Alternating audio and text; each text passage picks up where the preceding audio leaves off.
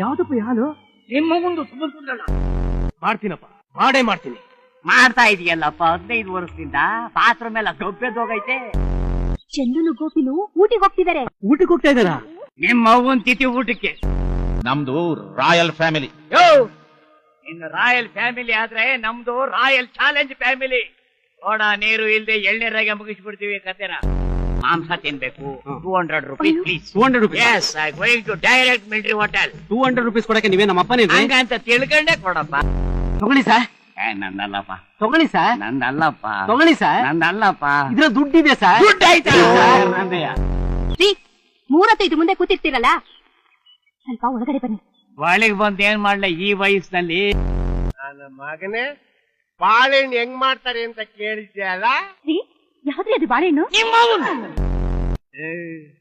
ನೀನ್ 7 ಮಿಂಡ್ರಿ ಆದ್ರೆ ನಾನು 14 ಮಿಂಡ್ರಿ.